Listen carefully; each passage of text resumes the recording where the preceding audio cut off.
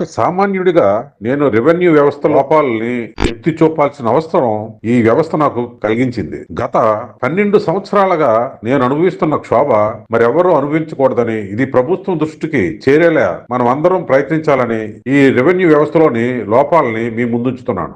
నేను సుమారు 14 సంవత్సరాల క్రితం ఒక స్థలం కొనడం జరిగింది. ఆ స్థలం కొనేటప్పుడు వివిధ రకాలైన డాక్యుమెంట్లు, అంటే పట్టా పాస్ పుస్తకం, ఎంఆర్ఓ గారి survey report, registered document, link document, national highway వారు వచ్చిన కాంపన్సేషన్ రిపోర్ట్స్ కూడా చూసి కొనడం జరిగింది. అంటే ఒక స్థలం కొనేటప్పుడు సమగ్ర రిపోర్ట్లన్నీ చూసి కొన్నాను. ఈ విషయం మీ ముందు ఎందుకు ఉంచుతున్నానంటే, ఇన్ని డాక్యుమెంట్స్ చూసి కొన్న నాకు ఒక ప్రాబ్లం ఎదురైంది. 2009 లో నేను కొన్న స్థలానికి ఒక దొంగ డాక్యుమెంట్ పుట్టిందని. ఈ దొంగ డాక్యుమెంట్ క్రియేట్ చేసిన వ్యక్తులు నాకు అమ్మిన వాళ్ళకి దూరపు బంధువులు.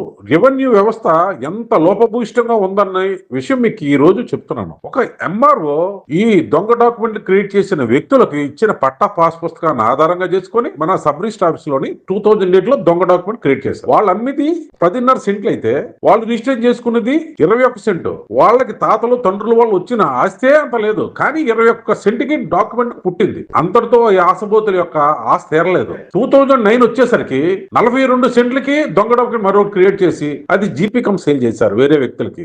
ఆ కొన్న వ్యక్తులు తెలుసుకున్నారో తెలియకున్నారో తెలియదు, కానీ నా దగ్గరికి వచ్చి మీరు డిస్ప్యూట్ ఉన్న సైట్ కొన్నారన్నారు. డాక్యుమెంట్స్ అన్ని చూపించి ఈ డాక్యుమెంట్ల ద్వారా నేను కొన్నానని క్లియర్ గా ఆ దొంగ డాక్యుమెంట్ల ద్వారా కొన్న వ్యక్తులకి నేను తెలియపరచడం జరిగింది. అయినప్పటికీ అదృష్టవశాత్తు నాకు అమ్మిన వ్యక్తులు కూడా 2009 లో దొంగ డాక్యుమెంట్ పుట్టిన తర్వాత ఈ 8, 9 దొంగ డాక్యుమెంట్లు బేస్ చేసుకుని, అయ్యా మా స్థలం మీద ఒక దొంగ డాక్యుమెంట్ పుట్టాయి, దాన్ని క్యాన్సిల్ చేయాల్సిందిగా కోరుతున్నామని ఆర్డీఓ కోర్టులో కేసు వేయడం జరిగింది. అయితే నేను 2012 లో కొన్న తర్వాత 2014 లో ఆర్డీఓ కోర్టు నుంచి జడ్జిమెంట్ వచ్చింది. ఈ దొంగ డాక్యుమెంట్లు, దొంగ పట్టాలు పుట్టినట్లు క్యాన్సిల్ చేసి ఎవరు అయితే ఒరిజినల్ ఉన్నాయో ఆ ఒరిజినల్ వ్యక్తులకి పట్టా పాస్ పుస్తకాలు చేసి ఇవ్వాల్సిందిగా ఎంఆర్ఓ గారికి ఆర్డర్ ఇవ్వడం జరిగింది. అయితే నాకు అమ్మిన వ్యక్తులు పూర్తిగా రెవెన్యూ వ్యవస్థ మీద పరిజ్ఞానం లేని కారణంగా అక్కడితో ఆ విషయాన్ని వదిలేశారు. వాళ్ళ తండ్రి తాతలకి వాటా వచ్చింది 10.5 సెంట్లు అయితే వాళ్ళు పుట్టించిన డాక్యుమెంట్ ఎంత?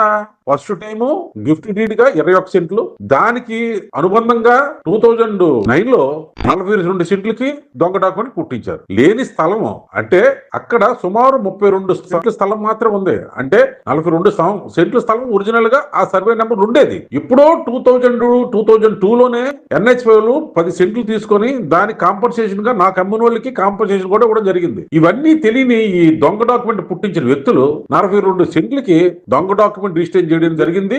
మరి ఏ రకంగా ఈ రెవెన్యూ వ్యవస్థ లేకపోతే రిజిస్ట్రేషన్ స్టాంప్ డ్యూటీల వారు కళ్ళు మూసుకొని చేశారా, లేకపోతే ఏమైనా భ్రమలకి ఒరిగి చేశారో తెలియదు, కానీ పూర్తిగా అసంబద్ధంగా మొదట 21 సెంటు, తర్వాత 42 సెంటు రిజిస్టర్ చేసేశారు. స్థలాన్ని చూడలేదు, స్థలం లేదు, దానికి తగ్గ డాక్యుమెంట్ లేవు, కానీ చేశారు. ఆ టైంలో రెవెన్యూ వ్యవస్థలో పనిచేస్తున్న దొంగ డాక్యుమెంట్ ఇచ్చిన ఎంఆర్ఓ గారు సస్పెండ్ అవడం కూడా జరిగింది. ఈ కారణంగా కాదు, వేరే వేరే కారణాలు. అంటే ఆ టైంలో అతను ఎన్నో తప్పులు చేశాడు. ఆ తప్పులు ఈ రోజుకి వచ్చి నాలాంటి వాళ్ళు ఎంతో మంది పనిష్మెంట్ అనుభవిస్తున్నారు. ఎవడో తప్పు చేస్తే ఎవడో పనిష్మెంట్ అనుభవిస్తున్నారు. ఇది ఎంతవరకు సమంజసం? అయితే ఆర్డీఓ కోర్టు వారు జడ్జిమెంట్ ఇచ్చిన కారణంగా మేము సరే అంతా సరిపోయింది, మనం ఇంకా ఏం ప్రాబ్లం లేదనుకున్న టైంలో 2017 లో మళ్ళీ ఒక దొంగ డాక్యుమెంట్ పట్టుకుని వచ్చాడు. అతను ఎంత చేయించుకున్నాడు? ఈసారి 31 సెంట్లు చేయించుకున్నాడు. ఇతను తెలివి మరీ ఎక్కువ ఉంది.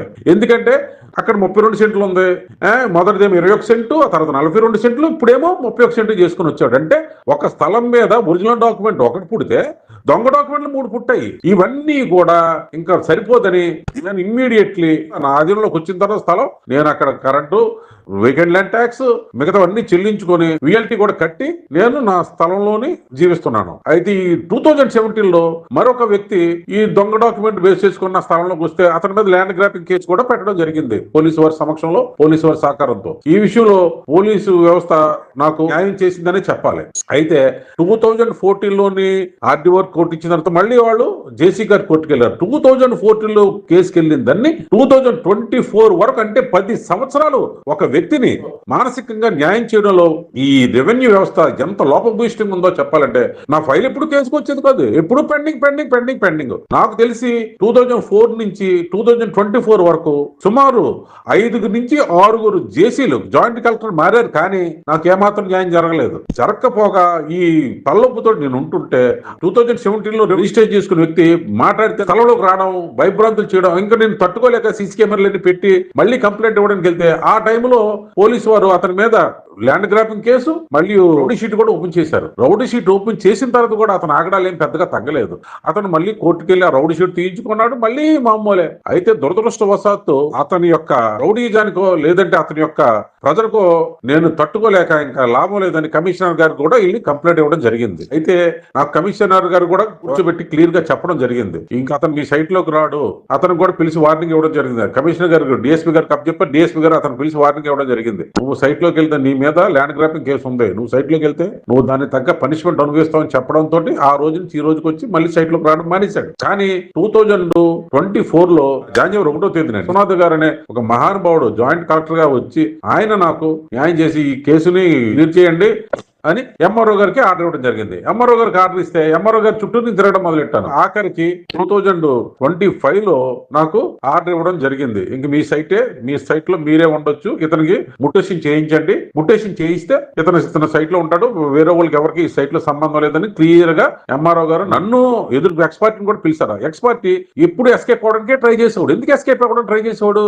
అతని దగ్గర చూపించిన డాక్యుమెంట్ లేవు. నేను నా డాక్యుమెంట్ లిస్ట్ ఇవ్వడం జరిగింది, మొత్తం అంతా ఎంఆర్ఓ గారు చూసారు, డిప్యూటీ తహసీల్దార్ గారు చూసారు, అందరూ చూసారా, మీది నన్ను డౌట్లన్నీ అడిగారు, అన్ని క్లియర్ చేశాను. అయినప్పటికీ ఎంతో కాలయాపన తర్వాత నాకు ఆర్డర్ ఇచ్చారు. దానికి కూడా నేను యాక్సెప్ట్ చేశాను. అంటే 2012 నీ స్థలం కొంటే 2025 మోక్షం వచ్చింది, ఇంకా ప్రాబ్లం లేదురా భగవంతుడా, ఇంకెక్కడ ఉందా అంటే మళ్ళీ నాకు ఆర్డర్ ఇచ్చిన కొద్ది కాలానికే మళ్ళీ ఆర్డీఓ ఆఫీసర్ నుంచి నాకు నోటీస్ వచ్చింది. ఏమంటే అన్ని మిమ్మల్ని ఎంఆర్ఓ గారు సరిగా పరిశీలించలేదు కనుక మళ్ళీ ఆర్డీఓ గారు, అంటే ఒక కేసు విషయంలోని మొదట ఒక ఆర్డీఓ, మళ్ళీ జాయింట్ కలెక్టర్ గారు, మళ్ళీ ఆర్డీఓ, మళ్ళీ జాయింట్ కలెక్టర్ గారు, మధ్యలో ఎంఆర్ఓ గారు, ఇన్ని జరిగిన తతంగం తర్వాత మళ్ళీ ఆర్డీఓ కోర్టుకు రావడం అన్నది అవతలోడు గొప్పతనం అనుకోవాలా, మన రెవెన్యూ వ్యవస్థలో ఉన్నటువంటి లూప్ హోల్స్ అనుకోవాలా? ఒకటి కంప్లైంట్ ఇస్తాడు, ఆ కంప్లైంట్ ఏంటి, నా స్థలం ఆక్రమించాడండి, అవన్నీ డాక్యుమెంట్ చూస్తే తెలిసిపోతుంది కదా ఎవరి స్థలం కూడా ఆక్రమించాడండి. ఆ డాక్యుమెంట్ పూర్తిగా పరిశీలించరు. ఒకవేళ పరిశీలించినా సరే ఎవడో ఇస్తే మళ్ళీ కంప్లైంట్ రైజ్ చేస్తారు. ఇది ఎంతవరకు న్యాయం, ఇది ఎంతవరకు సమంజసం? నా వయసు 50 సంవత్సరాలు 48 సంవత్సరాలు ఉన్నప్పుడు స్టార్ట్ చేసిన ఈ యొక్క యుద్ధం ఇప్పుడు 60 సంవత్సరాల వరకు కొనసాగుతూనే ఉంది. అంటే నా జీవితాంతం ఇంకా ఎంతేనా? ఏదైనా సరే ఒక కేసు వస్తే కోర్టులోనే ఒక 5 సంవత్సరాలు 10 సంవత్సరాలు తేలుతుంది. రెవెన్యూ వ్యవస్థలో అయితే 14 సంవత్సరాల ఒక చిన్న కేసు. నా దగ్గర 14 రకాల డాక్యుమెంట్లు ఉన్నాయి, అవతల దగ్గర ఒకే ఒక డాక్యుమెంట్ ఉంది. కనుక రెవెన్యూ వ్యవస్థ ఎంత లాభభూయిష్టంగా ఉందో నేను చెప్పడానికి ఈ యొక్క స్టోరీ మీకు ముందుంచుతున్నాను. అదృష్టవశాత్తు మంచి గవర్నమెంట్ వచ్చింది. చంద్రబాబు నాయుడు గారు, డిప్యూటీ సీఎం పవన్ కళ్యాణ్ గారు మరియు యువ నాయకులు లోకేష్ గారు, వీరి ఆధ్వర్యంలోనైనా సరే ఇటువంటి రెవెన్యూ వ్యవస్థలో ఉన్నటువంటి లోపాలన్నీ సవరించి మంచి మార్గాన్ని ప్రజలకి అందిస్తారని ఆశతో ఉన్నాను. ఎందుకంటే ప్రజలు చాలా చాలా చాలా నమ్మకంతో ఒక ప్రభుత్వాన్ని ఎన్నుకుంటారు. ఎందుకు? తమ సమస్యలు తీరుస్తారని. కానీ ఆ ప్రభుత్వాలు చేతకంతనం వల్ల లేకపోతే ప్రభుత్వం కొందరి స్వార్థపరుల వల్ల మొత్తం వ్యవస్థ అంతా నాశనం అయిపోతుంది. ఈ విషయంలో చెప్పడానికి నేనేమి వెనకం చేయదలుచుకోలేదు. ఎందుకంటే నేను పడాల్సిన నరకం అంతా అనుభవించేశాను. కనుక దయచేసి ఇక్కడైనా సరే రెవెన్యూ వ్యవస్థని ఒక గాడిలో పెట్టాల్సిన బాధ్యత మాత్రం ఈ ప్రభుత్వానికి ఉంది. నేను ఈ ప్రభుత్వం వచ్చిన తర్వాత కూడా స్పీడ్ గా వర్క్లు అవుతాయని అనుకున్నాను, కానీ అనుకున్నంత స్పీడ్ కావట్లేదు. కానీ ఏదో ఒక మూలన ఆశ ఉంది. ఎందుకంటే చంద్రబాబు నాయుడు గారు విజ్ఞత గల, అనుభవం గల ముఖ్యమంత్రి గారు, అదే విధంగా నిజాయితీకి మారుపేరైనటువంటి పవన్ కళ్యాణ్ గారు తన డబ్బులు ఖర్చు పెడతాడే తప్ప ప్రజల డబ్బును ఆశించని ఒక మహోన్నత వ్యక్తి పవన్ కళ్యాణ్ గారు. ఇటువంటి నాయకులు అండర్లో, ఇటువంటి నాయకుల నాయకత్వంలో నడుస్తున్నటువంటి ఈ ప్రభుత్వం ప్రజలకు మేలు చేసే విధంగా ఉంటుందని నేను ఆశిస్తున్నాను. ఇక్కడ కలెక్టర్లు, జాయింట్ కలెక్టర్లు, డిప్యూటీ కలెక్టర్లు, ఎంఆర్ఓలు, ఆర్డీఓలు, డిఆర్ఓలు వీళ్ళందరినీ తప్పు పట్టడం నా ఉద్దేశం కాదు. కానీ ఈ వ్యవస్థలో చాలా మంది దుర్మార్గులు ఉన్నారు. ఒక 60 సంవత్సరాలు 70 సంవత్సరాల వయసు ఉన్న ముసలోళ్ళైనా సరే 10 సార్లు తిప్పించుకుంటారు. ఒక ఆడపిల్లలైనా 10 సార్లు తిప్పించుకుంటారు. చెయ్యరు. ఒక రోజుల్లోనే, ఒక వారంలోనే, ఒక నెలలోనే అవ్వాల్సిన పని సంవత్సరాల తరబడి వాళ్ళ దగ్గర ఫైల్ పెట్టుకుని మురగబెడతారు. ఏమంటారంటే సింపుల్ గా అయిపోద్దండి, ప్రాబ్లం లేదండి, చేస్తామండి, ఖాళీ ఉండాలి కదండి. ఎన్ని వంకలు పెడతారంటే ఒక సామాన్యుడికి రెవెన్యూ వ్యవస్థలో ఒక కేసు వచ్చిందంటే ఆడికి నరకమే. కోర్టుల దగ్గర ఎలానూ న్యాయం లేట్ అవుతుంది. కారణం ఏంటంటే దానిలో 100,000 కేసులు ఉన్నాయి కనుక. ఇక్కడే ఉందండి, ఇక్కడ ఎన్ని కేసులు ఉంటాయండి? ఒక ఆర్డీఓ గారి దగ్గర మహా అయితే ఒక 100 కేసులు లేదా 200 కేసులు ఉంటాయి. అతను పరిధి ఎంత? అతను చేయడానికి కూడా సంవత్సరాలు పడుతుంది. అలాగే ఎంఆర్ఓ, అలాగే ఏసీ గారు, అలాగే భూమిలో పాతరేసిన దీనిలాగా ఉంచేశారు. నేను నా పిల్లకి అమ్ముకోవాలన్నా చేయలేను, లేకపోతే నేను ఏదైనా శుభకార్యం చేయలేను, నా ఆరోగ్యాన్ని బాగు చేసుకుందామని సరే ఏమీ చేయలేని పరిస్థితిలో నన్ను వదిలేశారు. గుండె ధైర్యం ఉంది, నిబద్ధత ఉంది, లేదా దేవుడు దయ వల్ల నేను ఎదుర్కొనే శక్తి ఉంది కనుక ఇంతకాలం పోరాడాను. అదే సామాన్యుడితే పరిస్థితి ఏంటండి? ఒక 60 సంవత్సరాల వ్యక్తికి ఈ రోజు కేసు వస్తే ఇంకో 10 సంవత్సరాలు తిరుగుతాడు, భూమి మీద ఉంటాడో లేదో కూడా తెలియదు. ఏదైనా సరే కేసు వచ్చిందంటే with in short period 3 months 4 months 6 months తేలాల్సిందే. అలా తేలినప్పుడే సామాన్యుడికి ఈ అవస్థ ఉండదు. ఇప్పుడున్న కలెక్టర్ గారు కానీ, జాయింట్ కలెక్టర్ గారు, ఆర్డీఓ గారు ఎంతో చక్కగా పనులు చేస్తున్నారు. మరి ముఖ్యంగా ఈ రెవెన్యూ వ్యవస్థలో లోపాలు చెప్పడానికి నేను ఏమాత్రం వెనకాడను. ఇక్కడ నుంచి నా యొక్క మైండ్ మీడియా తరపున రెవెన్యూ వ్యవస్థలో లోపాలన్నీ ఎత్తు చూపుతూ మేము ప్రతి సందర్భానుసారంగా మా యొక్క వాయిస్ వినిపిస్తాం. మీకు నచ్చితే లైక్ చేయండి, సబ్స్క్రైబ్ చేయండి. Mind media signing off Janardhan.